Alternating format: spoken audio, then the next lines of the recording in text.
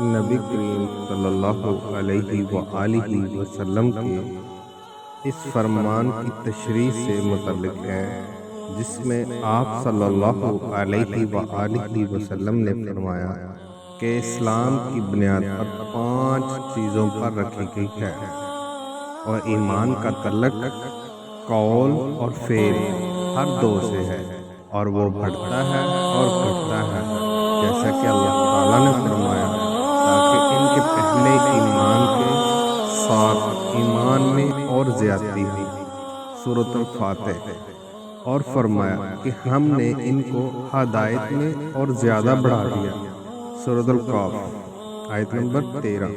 اور فرمایا کہ جو لوگ سیدھی راہ پر ہیں ان کو اللہ اور ہدایت دیتا ہے سورۃ المریم آیت نمبر 76، اور فرمایا کہ جو لوگ ہدایت پر ہیں اللہ نے اور زیادہ ہدایت دی اور ان کو پرہیزگاری سے عطا فرمائی سورۃ المحمد آیت نمبر 17، اور فرمایا کہ جو لوگ ایماندار ہیں ان کا ایمان اور زیادہ ہوا سورۃ المدثر آیت نمبر 31، اور فرمایا کہ اس سورت نے تم میں سے کس کا ایمان بڑھا دیا فی الواقعہ جو لوگ ایمان لائے ہیں ان کا ایمان اور زیادہ ہو گیا سورۃ التوبہ آیت نمبر 124، اور فرمایا کہ منافقوں نے مومنوں سے کہا کہ تمہاری بربادی کے لیے لوگ بکثرت جمع ہو رہے ہیں ان کا خوف کرو، پس یہ بات سن کر ایمان والوں کا ایمان اور بڑھ گیا اور ان کے منہ سے یہی نکلا سورۃ آل عمران آیت نمبر 173، اور فرمایا کہ ان کا اور کچھ نہیں بڑھا، ہاں ایمان اور اطاعت کا شیوا ضرور بڑھ گیا سورۃ الاحزاب آیت نمبر 22، اور حدیث میں وارد ہوا کہ اللہ کی راہ میں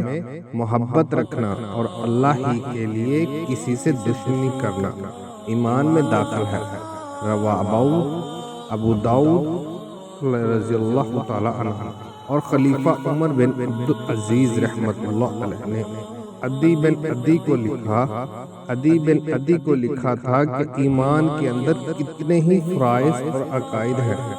اور حدود ہے اور مستحب و مسنون باتیں ہیں جو سب ایمان میں داخل ہیں، بس جو ان سب کو پورا کرے اس نے اپنا ایمان پورا کر لیا، اور جو پورے طور پر ان کا لحاظ نہ رکھے نہ ان کو پورا کرے اس نے اپنا ایمان پورا نہیں کیا۔ بس اگر میں زندہ رہا تو ان سب کی تفصیلی معلومات تم کو بتلاؤں گا تاکہ تم ان پر عمل کرو، اور اگر میں مر ہی گیا تو مجھ کو تمہاری صحبت میں زندہ رہنے کی خواہش بھی نہیں۔ اور حضرت ابراہیم علیہ السلام کا قول قرآن مجید میں وارد ہوا کہ اللہ میں چاہتا ہوں کہ میرے دل کو تسلی ہو جائے، اور معاذ رضی اللہ تعالی عنہ نے ایک دفعہ ایک صحابی اسود بن بلال نامی سے کہا تھا کہ ہمارے پاس بیٹھو